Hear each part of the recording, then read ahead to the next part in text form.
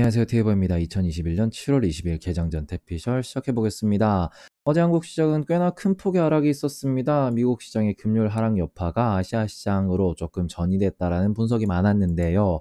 하지만 어제 미국 시장은 반등 없이 또다시 하락하는 모습을 보였습니다. 미국이 왜 하락했는지, 한국은 안전할지 하나씩 짚어보도록 하겠습니다. 먼저 미국 시장 마감 소식입니다. 아주 그냥 피바다예요, 피바다. 엔비디아를 제외한 대부분의 업종들이 빠졌다. 거의 S&P 500은 전멸했다라고 보실 수 있을 것 같아요. 거기다가 미국만 그런 게 아니고 유럽까지도, 유럽은 뭐 닥스 지수가 2.6%나 빠졌고요. 유로스톡스 역시 2.66% 빠졌습니다. 이탈리아는 3.34%나 빠지는 모습을 보여주었고요. 영국 역시도 2.34% 빠지는 모습을 보였습니다. 말 그대로 전 세계가 폭락한 하루다라고 보실 수 있을 것 같은데요.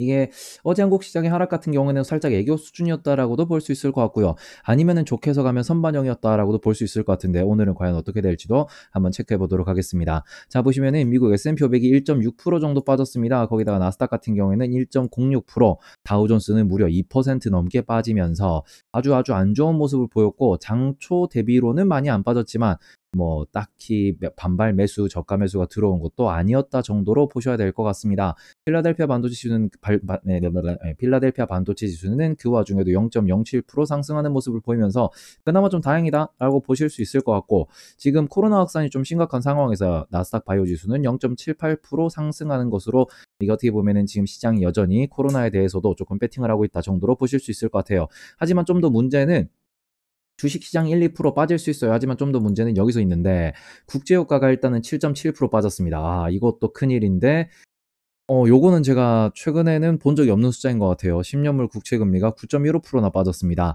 자, 이러면서 어떻게 말 그대로 이제 시장의 방향성을 완전히 잃고 패닉에 빠진 상황이다라고 볼 수 있을 것 같아요.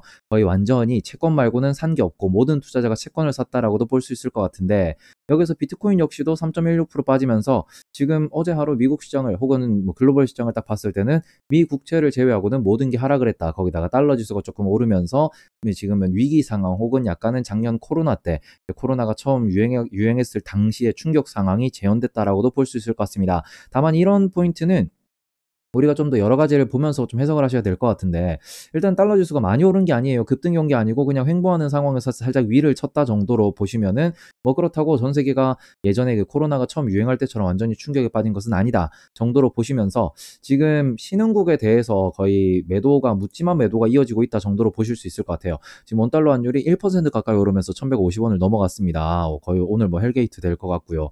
거기에다가 MSCI 코리아 ETF EWI죠. 이것도 뭐 이제 개장 전부터 이미 뚝 떨어져 가지고 2.13%나 빠졌습니다. 요것만 놓고 보면 한국 투자자들한테는 아주 좀 무서운 하루, 혹은 피곤한 하루가 될 것 같다라는 생각이 들고, 원자재 시장 역시도 보시면은 원자재 시장이 천연가스를 제외하고는 모두 하락했습니다. 소맥이 1% 오르긴 했는데 나머지 하락폭을 보시면은 1%가 오른 게 아니다라고도 보실 수 있을 것 같아요. 요런 점 놓고 보시면은 결국에는 모든 자산이 폭락했다. 그리고는 미국채 10년물 안전자산으로서 대거 이제 큰손 투자자들이 옮겨갔다 정도로 보실 수 있을 것 같아요. 그래서 요걸 보시면서 지금은 약간은 혼동스러운, 충격스러운 상황 속에서 어떻게 될지 갈피를 못 잡으니 나의 수익률을 보전하기 위해서 국채로 옮겨갔다 정도로 해석하시는 게 좋을 것 같습니다. 자, 이 상황에 대해서 미국에 있는 또 유명한 혹은 좀 성공한 투자자들도 여러 또 발언을 이어나갔는데요. 자, 펀드 스트레스 톰리라는 분은 S&P 500 지수가 조정 가능성이 있지만 몇 퍼센트? 5%. 짐 크레머 역시도 증시가 3에서 5%. 대부분의 이런 글로벌 투자자들이 이제 뭐 언론에 나와가지고 이야기하는 게, 조정은 조정이요, 조정은 올 것 같다라고 이야기하지만 이 조정이 5% 수준이면은 이걸 과연 조정으로 봐야 되나라는 생각도 들어요. 어떻게 보면은 떨어질 수는 있습니다. 하지만 여전히 시장이 살아있다는 것에 모두가 동의하고 있는 상황이고, 여전히 이제 연준은 시장에 돈을 풀고 있고, 이제 그 양적 완화는 이어지고 있는 상황입니다. 이 상황에서 양적 완화를 중앙은행에서 우리는 더 지속할 것이다라고 계속 얘기하고 있죠. 돈을 계속 이제 뿌리겠다라는 이야기를 하는 상황에서 요게 증시가 더 오르지 못할 이유는 없기 때문에 모든 투자자들이 소극적으로 발언을 하는 것이고, 이것을 알고 있는, 이것을 옆에 지켜보고 있는 우리 역시도 여전히 시장이 상승할 수밖에 없는 그런 상황이, 소비를 이제 촉진시키고 경제를 성장시키기 위해 가지고 중앙은행이 모든 수단을 동원하고 있는 이 상황을 조금 더 넓게 이해해 보시면은, 증시가 떨어질 이유는 하등 없다. 정도로 봐주셔야 될 것 같습니다. 자, 다음으로는 LA에서 이제 독립기념일 행사가 있은 뒤에 코로나 확진자가 4배로 늘었다라는 소식이 있어요. 하지만 이거는 그냥 확진자 숫자에서 우리가 이렇게 보셔야 되는 거고, 확진자 숫자보다는 실제로 입원 숫자가 얼마나 되느냐 혹은 이게 치명률이 얼마나 되느냐 이렇게 놓고 보시면은 치명률은 얼마 안 높은 상황이에요. 그렇기 때문에 오히려 이것을 호재로 인식하는 그런 투자자들도 계시더라고요.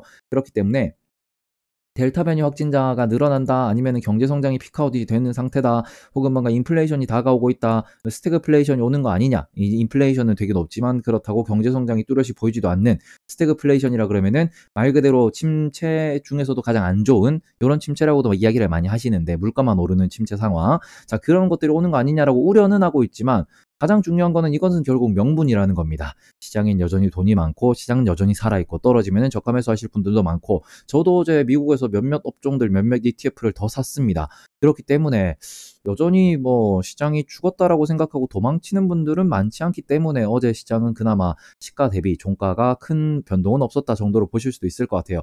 그렇기 때문에 환율과 채권 가격이 좀 안정이 돼야 한국 시장이나 미국 시장이 조금은 제정신을 차릴 수 있을 것이다 라고 생각하실 수 있을 것 같기 때문에, 진짜 문제점이 무엇인지, 어디가 터져야 정말로 우리가 도망쳐야 되는지 다시 한번 생각을 해보셔야 될 것 같아요. 다시 한번 말씀드리지만, 진짜 문제는 중국 기업의 부채 문제와 국가들이 너무 많은 부채를 끌어다 쓰고 있고, 이것에 대해서 중앙은행이 해결하지 못한다 라면은 그때부터 문제가 될 수 있다라는 점을 기억해 주셨으면 좋겠습니다.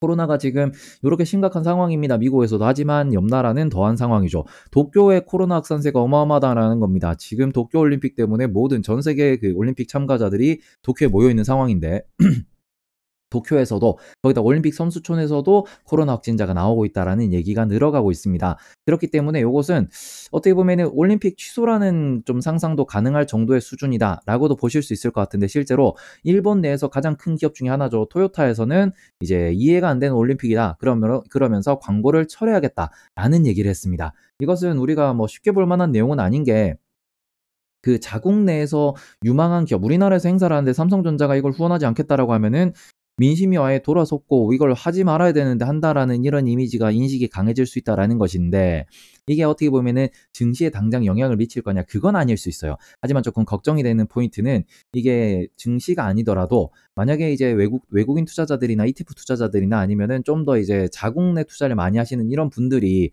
아시아 시장 ETF를 담았다, 혹은 아시아 시장에 투자를 했다라고 하다가, 아시아의 대장이라고 할 수 있는, 경제 규모는 가장 큰 국가 중에 하나죠. 이런 일본이 일본에서 올림픽이 취소될 정도로 아시아 시장이 지금 아주 그 코로나로 난리가 났대, 이러면서 아시아 매도를 하면은 그냥 옆에 있다가 똥물 튀는 거죠. 요런 경우도 있을 수 있기 때문에 요것도 우리가 좀 주의를 해주셨으면 좋겠다라는 거고, 거기다가 한일 관계 역시도 개똥입니다. 문재인 대통령이 일본 방문을 하겠다라는 좀 취지가 있었는데, 올림픽을 하니까 이것에 대해서 올 테면 와라 뭐 이런 얘기도 나왔고, 거기다가 일본에서 최근에 이제 마스터베이션 발언이 있었죠. 미친놈인 것 같아요.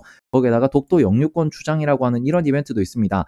요런 것들이 또 겹치고 겹친 데다가, 그 전에 이제 우리나라 이제 아베 총리와 문재인 대통령의 이런 정상회담을 좀 이렇게 물밑에서 사전 작업하던 내용을 일본 언론에다가 미리 그냥 선 공개하기도 했어요. 이런 식으로 우리가 회담을 할 건데 한국이 우리한테 좀 매달리고 있다, 이런 식으로 일본 특유의 그 거만한 뭔가 그런 좀 자세들이 있었는데, 그것에 대해서 결국에는 안 간다라고 선언을 했습니다. 안 가야지. 이게 한국의 국격을 생각해서라도 가면 안 되지. 자, 그래서 안 간다고 선언을 했는데, 요것 때문에 모나미나 신성통상이 어제 시외가에서 상승을 했습니다. 그렇기 때문에 오늘 시장에서 이런 걸 기대하는 분들도 계실 수도 있고, 아니면 이미 어제 그 시외에서 올랐기 때문에 오늘은 시작하자마자 고점 찍고 바로 떨어질 수도 있어요. 그러면서 단타가 열릴지 안 열릴지 이런 것도 한번 지켜보셨으면 좋겠다라는 생각이고, 반일 테마보다 좀 더 강한 테마가 하나 있습니다. 화재로 멈췄던 신고리 사오기가 이제 조기에 재가동한다라는 소식인데, 전력 사용 급증에 대응한다, 폭염이다, 열돔 현상이 일어날 것이다, 에어컨 풀 가동에다가 공무원들, 특히 우리 이제 지방 정부, 이제 지방자치단체 이런 데서 하는 관사, 청사에서는 에어컨 가동 시간을 돌아가면서 써달라라는 식으로 공문이 내려갔다고 해요. 자, 그렇기 때문에 이게 뭐 온전의 재가동 플러스 공무원들의 에어컨을 못 쓸 정도로 지금 뭔가 좀 비상조치를 경계하고 있다라고 하면은, 결과적으로 이거는 강한 테마로 작용할 수 있겠죠. 그래서 이런 기업들에 대해서 관심도 필요해 보이고, 거기다 언론사에서 요것만 아니고 여기다가 또 하나 또 침을 더 바르고 있어요. 빌 게이츠가 또 등장을 했습니다. 빌 게이츠가 탑렌이에요. 이 기사 읽어보시면은 빌 게이츠 얘기는 전혀 없습니다. KSMR, 한국형 이제 소형 대형 원자료, 모듈 원자료라고 하는 건데 이게 이제 캐나다 시장을 뚫었다라는 얘기가 나오는데 캐나다 시장을 뚫은 게 아니고 캐나다 주정부와 MOU를 추진하는 겁니다. 네. 이게 뚫은 건지 아닌 건지는 잘 모르겠지만 나랑 나중에 밥 한번 먹자가 나 걔랑 아는 사이야라고 이제 이야기하는 그런 수준이긴 해요. 자, 그래서 어쨌든 이게 강한 어그로를 뿜고 있습니다. 그렇기 때문에 언론이 주도하는 테마는 아무래도 전력이나 원자력 쪽이 될 수도 있다라는 생각이고 요런 기업들 한 번씩 이제 관심 있게 지켜보시는 것도 좋을 것 같아요. 자, 다음으로는 요거는 우리나라 가치 투자하시는 분들 혹은 장기 투자하시는 분들한테 아주 안 좋은 소식입니다. 자, 삼성전자와 반도체 친구들, 여기 투자하시는 분들 되게 많을 거고 반도체 관련된 기업을 안 들고 있는 분이 없을 거라고 생각을 합니다.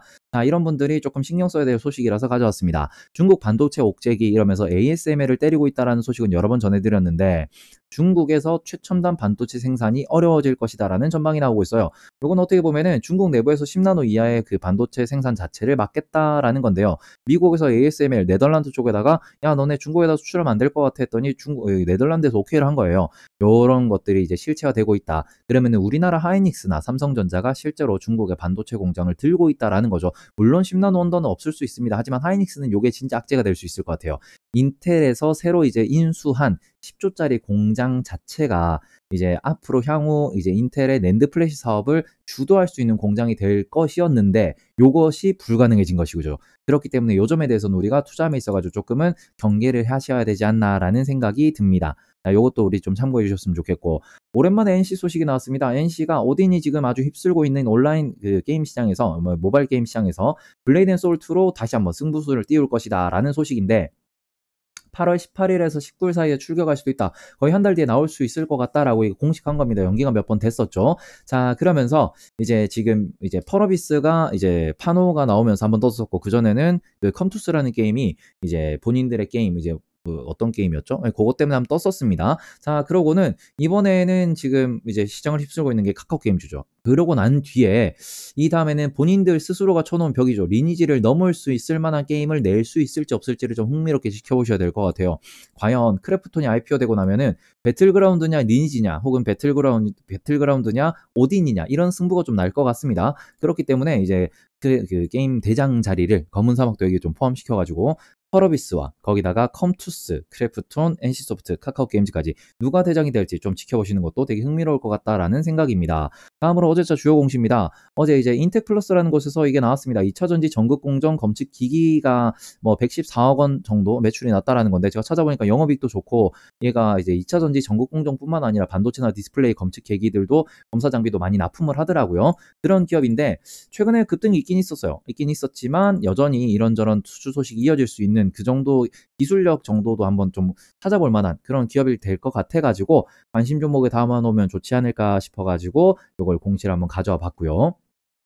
다음으로는 구형테크입니다. 구형테크가 이제 현기차랑 같이 미국에다가 이제 공장을 만들고 진출까지 해놓은 상황입니다. 자, 그런데 포드 P708 차종 저거 검색은 안 해봤는데 아마 뭐 세단이나 이럴 거예요. 요거에다가 엔진 마운트를 공급하게 됐다라는 공시입니다. 금액은 크지 않아요. 356억밖에 안 되지만 거래 기간도 5년이라고 엄청 길게 잡히긴 했지만 요게 어떻게 보면은 우리나라 자동차 부품 생산 업체가 미국에 진출해 있는 상황에서 포드 하청업체 재하청을 받았다라는 겁니다. 그렇기 때문에 국내 자동차 부품업계의 기술력이 그만큼 뛰어난 것이지 않나라는 생각도 해볼 수 있을 것 같아서 가져봤습니다. 기술적 측면에서는 이게 우수한 기업도 존재하고 부족한 기업도 존재해요. 어쩔 수 없이 안고 가는 기업들도 분명히 존재합니다. 상장사 중에서도. 그렇기 때문에 이런 것들을 미리 좀 구분을 해놓으시고 투자 아이디어를 조금씩 얻어봤으면 좋겠다라는 생각이고 마지막으로는 세미시스코라는 기업입니다. 여기에 무상증자 1대3 한 주당 3개의 주식을 준다라는 겁니다. 최근에 이게 아마 에코프로 HN에서 이런 일을 했었을 텐데 주가가 급등을 하기도 했죠.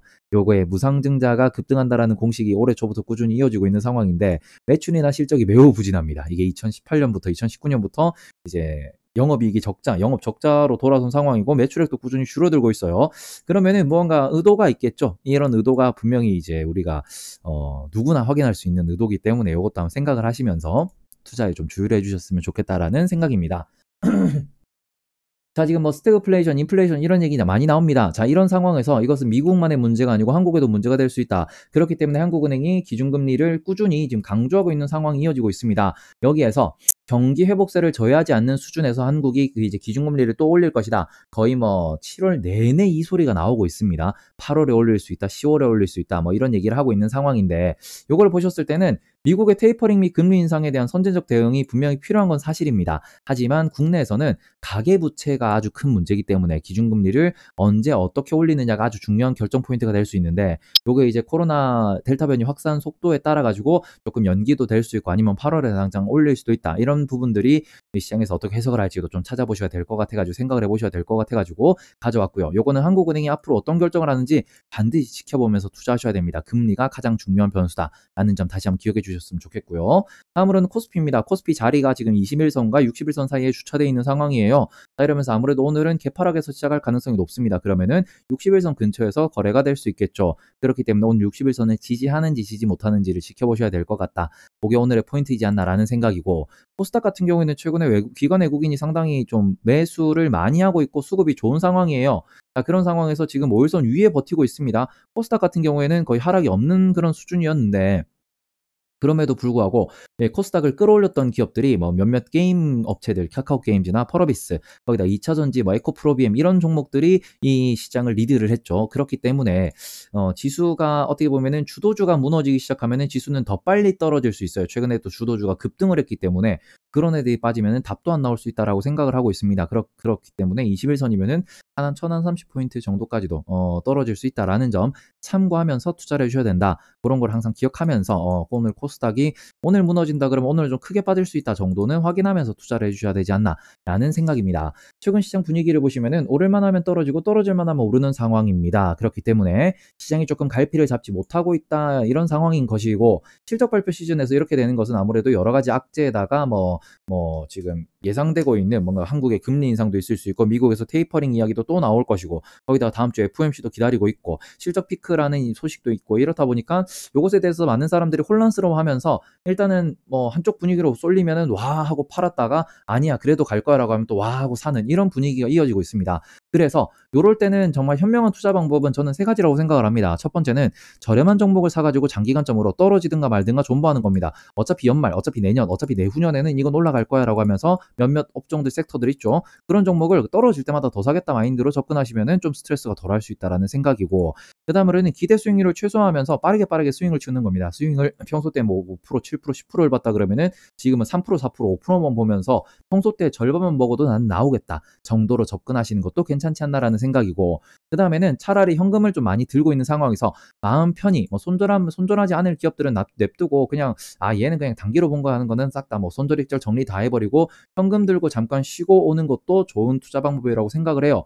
그렇기 때문에 개인마다 투자 성향은 다르고 이제 할애되는 시간도 다르기 때문에 대응 방법의 정답은 분명히 없습니다. 하지만 어차피 오를 수밖에 없는 시장이죠. 여전히 돈을 풀고 있기 때문에 장기적인 관점에서 접근해 보는 게 지금은 조금 더 승률이 좋은, 이제 연말을 보면은 승률이 조금 좋지 않을까라는 생각을 해요. 내가 만약에 지금 여기서 팔고 난 뒤에 저점을 잡고 매수하겠다라는 거는 그건 욕심이에요. 이건 내가 그냥 현금을 들고 있다가 여기서 더 빠지면 더 사야지, 더 안 빠지면 좀 안정되면은 좀 쉬었다가 좀 이게 뭔가 방향성이 결정되면 그때 사야지 라는 식으로 접근하셔야지, 빠져서 저점 잡고 올라가면 팔겠다라고 내가 이렇게 좀 욕심을 내는 순간 빠진 줄 알고 팔았는데 빠진 줄 알고 샀는데 더 떨어져 가지고 아씨 하고 손절을 또 했는데 거기서 반등하는 걸 보고 샀더니 다시 빠집니다. 아주 최악의 상황이 올 수 있어요.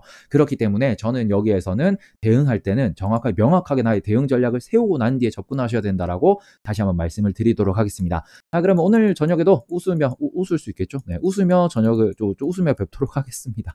자, 그래서 오늘은 오후 2시쯤에 시장을 보는 게 조금 안정적이지 않을까. 오전에는 봐서 대응하는 게 오히려 더 손실이 날 수도 있어요. 오늘은 가장 중요한 게 장초에 이제 개파락에서 떨어져서 시작을 할 텐데 반등을 할 수 있냐, 반등을 못 하냐, 이게 가장 중요한 포인트가 될 것 같다라는 생각이기 때문에 우리가 투자함에 있어서 오늘만큼은 어플을 좀 느그막하게 열어서 보셨으면 좋겠다라는 생각입니다. 자, 그러면 저는 테이버였고요. 좋아요, 구독, 댓글 많이 부탁드리고 오늘도 좋은 하루 보내세요. 더운데 건강 조심하시고요. 그럼 모두 감사합니다.